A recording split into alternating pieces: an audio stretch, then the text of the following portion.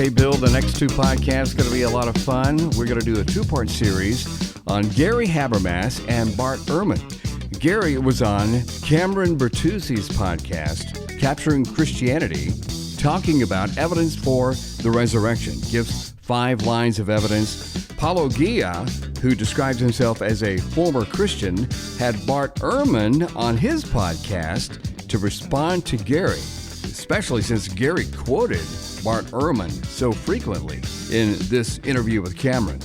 And Bill, we're going to get you to do an overview of the whole thing. So let's go to Paulogia, who interviews Bart and also plays portions of the clips from Gary. Here's the first clip. So Gary says he has 5 lines of resurrection evidence that he dates to 36 AD, or 6 years after the death of Jesus. The first stage is they preached it. The Paulogia, what they preach is number 1, and the message is always the same: deity, death, resurrection, because Paulogia means earliest thing we shared and believed among us.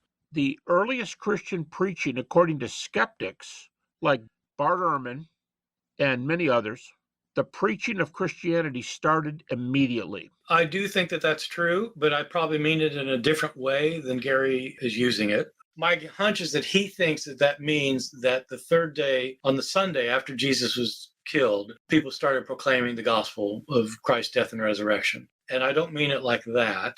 I don't know when the disciples of Jesus first came to believe he was raised from the dead. They certainly did come to believe in it, and I think they believed in it fairly soon. I doubt if it was on the third day. It might have been, a week later, 2 weeks later, a month later. At some point, they came to think that Jesus had been raised from the dead. And they believed that, I think, because one or more of them had some kind of visionary experience. They thought they saw Jesus alive. Once they thought Jesus was alive, they told the others, and the others believed them. Some of the others, but we don't know if all of the disciples even believed it. We don't know. We have all these stories, in the New Testament of the disciples doubting. Why do you have all these stories about them doubting? Why don't they just believe it? Well, probably because some of them doubted it. And so as soon as they thought Jesus was alive, they immediately assumed that God had raised him from the dead. They immediately then thought he really is the one chosen by God. And they had to figure out how it could be that the chosen one got crucified. And I think very soon they started thinking Jesus must have been a sacrifice of some kind. And once they thought that, I think they started preaching that probably right away, wherever they were. My guess is they were up in Galilee at the time. And I don't think it was on the third day. Okay, Bill, there's the first one. Let's start there. What Gary's trying to enunciate here are 3 stages in the progression of the Christian proclamation of the resurrection. It's not so much 3 or 5 lines of evidence as several stages. And he thinks that the first stage would be the preaching of the resurrection. And here I don't think there's really any disagreement of substance between Ehrman and Habermas. As we'll see later in the interview, Ehrman says he agrees basically with the first point. Whether it was a week, 2 weeks, a month later is immaterial. It's that this was the early stage of the resurrection belief and proclamation. And I think Gary would agree that it was based upon these resurrection appearances. I would add as well, and the discovery of the empty tomb. One mustn't leave out the fact of the empty tomb as part of the reason for their belief that God had raised Jesus from the dead. One thing I would disagree with about Ehrman is when he says they wondered how the chosen one could be killed, they thought he must have been a sacrifice. This sounds like a sort of ex post facto account of why Jesus, though the Messiah, was crucified and killed.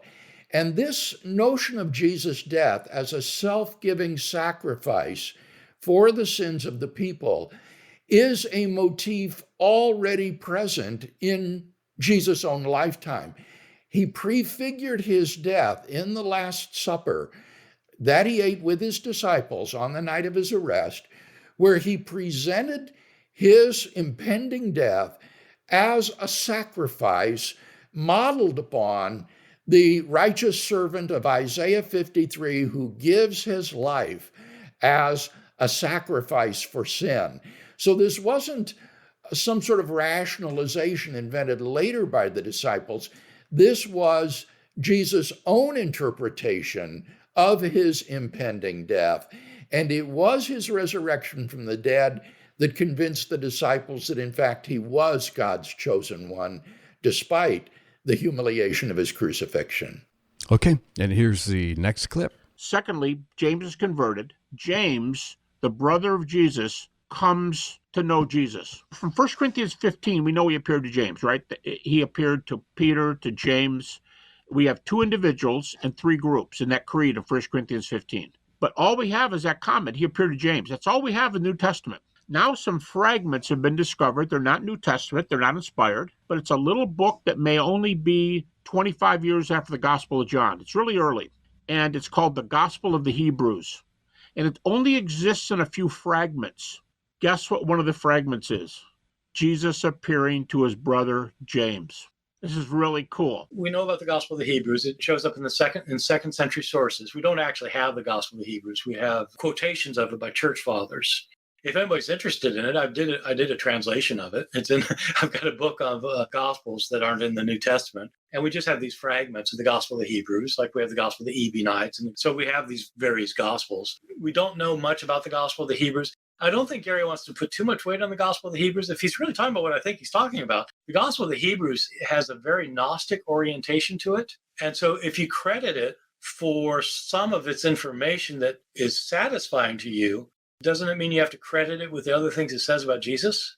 You just can't pick and choose these things. It's like when people use Papias to show that Mark, who was writing down Peter's version of the story, yeah, they accept that little fragment from Papias. Why don't they accept the other fragments where he says things that even they say, yeah, oh boy, that's a little bit, that's off the charts. that can't be right. Bill? Here I come down somewhere between Habermas and Ehrman. I don't see any reason to try to date the conversion of James as a sort of second stage of resurrection belief. We do know that it was prior to Paul's own conversion and probably prior to Pentecost, 50 days after the Passover, during which Jesus was crucified. So it is very early, this appearance to James. But I was really surprised to hear Gary appeal to the Gospel of the Hebrews as vindication of this appearance claim. As he says, it is a very early apocryphal gospel.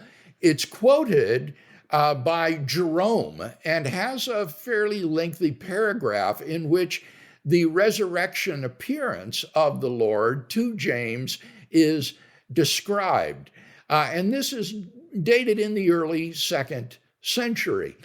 But I don't think anybody thinks that this is a historically accurate account of the appearance to James. I mean, quite the contrary. By then, people were well aware of the name in Paul's list of eyewitnesses in 1 Corinthians 15. Then he appeared to James, then to all the apostles.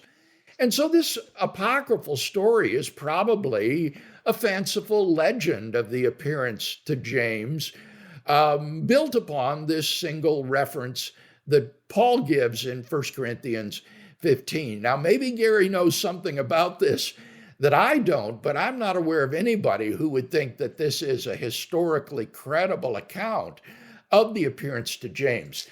That being said, however, Ehrman is quite mistaken if he thinks that you cannot discover kernels of historical fact in documents that may in other respects be unreliable. Even if, for example, this Gospel of Hebrews is imbued with the philosophy of Gnosticism, that doesn't prove in any way that it doesn't preserve some historical memory of Jesus or of James. So you can't say it's a kind of all or nothing thing, that either you got to believe it all or you believe none of it. If you took that attitude toward the documents of the New Testament, then Ehrman wouldn't even believe in the historicity of Jesus, which he strongly defends. He recognizes that even though he thinks the Gospels are in many respects unreliable, that nevertheless there are historical kernels there to be had which tell us about the historical Jesus. And so you can't just blow off the Gospel of the Hebrews because it shows Gnostic influence. You've got to look at it more seriously and see if there could be a historical nugget contained in it. In this next clip, they get into the creeds. Let's go to that now. Yes. Okay, number 3. The preaching becomes crystallized, and the crystallization is called creeds. But the question is, how do we know they preached this heavy Christology from the beginning? Because the early creeds say so. And we know they're early. Critics date these things to the 30s. Critics do. Bart Ehrman, atheist New Testament scholar. Bart Ehrman says over and over and over that they're in the 30s. No. Why do people say that? I'll tell you why I think people say that. They say that because scholars have called those pre-Pauline creeds. And people reading that who aren't New Testament scholars don't seem to understand what that means. It doesn't mean that they were creeds that were devised before Paul became a believer. Pre-Pauline creed means that they were creeds that were in circulation before Paul wrote them down in his letters. So if the letter to the Romans was written in whatever it was, 62, 63, 64, whatever it was, if you say that, say, Romans chapter 1, verses 3 to 4 was pre-Pauline, what you mean is that it was circulated before Paul wrote it in that letter. And so that could have been in the 50s. On what basis would people say that it was circulating in the 30s? Bill? Now, here is the key disagreement between Habermas and Ehrman. Ehrman will later say he agrees with the first two stages, the primitive Christian preaching and the appearance to James. But what he denies is the crystallization into creeds that exhibit a strong Christology in which Jesus is presented as fully divine as the Father. Now, I don't know what Bart Ehrman says or believes about when these confessions first began to crystallize, but I do know that in recent New Testament scholarship, as a result of the work of people like Richard Bauckham and Larry Hurtado, there has been a groundswell of scholarly judgment concerning the worship of Jesus as God in the earliest Jewish Christian fellowships in Roman Judea, that is to say, in Palestine. So that this is, in fact, an extraordinarily early development. Here, the weight of scholarship is solidly on Habermas's side. Let me quote you from Hurtado's book, One God, One Lord. He writes, "This Jesus devotion erupted initially among Jewish circles of Jesus followers in Roman Judea, and astonishingly early and quickly. Jewish Christians gathered in Jesus' name for worship, prayed to him, and sang hymns to him, regarded him as exalted to a position of heavenly rule above all angelic orders, appropriated to him titles and Old Testament passages originally referring to God, sought to bring fellow Jews as well as Gentiles to embrace him as the divinely appointed Redeemer, and in general redefined their devotion to the God of their fathers so as to include the veneration of Jesus." Hurtado refers to this as binitarian worship of both God the Father and God the Son as equally divine. And he says in his book, we are dealing with explosively rapid and utterly remarkable developments, the most crucial ones likely taking us back to the earliest years of the post-Jesus movement, post-Easter Jesus movement. He says, Paul's own letters, the earliest literary access to Christianity afforded to us, provide strong evidence that the period in which to seek the decisive beginnings of the veneration of Jesus is not at all late, but extremely early, easily within the first decade of the Christian movement. So in fact, it is easily within the AD 30s. contrary to what Ehrman would have us believe. And this raises a very profound question. Christopher Kaiser puts it this way. He says, how could deity Christology arise among pious Jews whose tradition consistently opposed the exaltation of any living human being to equality with God? A Jew would have regarded it as blasphemous and absurd that any human being could be exalted to equality with God. And yet these early Jewish Christians following Jesus' resurrection believed that in Jesus we encounter God himself. By the way, Bill, I've got to give Paulogia credit for creativity. This cartoon of Bart Ehrman looks just like Bart Ehrman. Really creative way to present this material. Yeah, it's just sad that this Paulogia is so taken in by Professor Ehrman on these things when the wide consensus of scholarship is quite in the other direction. It really, Habermas is giving us a more accurate representation here. Next clip. So Gary ultimately fails to affirm his early dating, but he moves on to perhaps his most novel contention that whatever the dating, the pre-Pauline creeds contain high Christology. And the critics agree where these creeds are. Here's one, Romans 10:9. If you confess with your mouth that Jesus is Lord and believe in your heart that God's raised him from the dead, you'll be saved.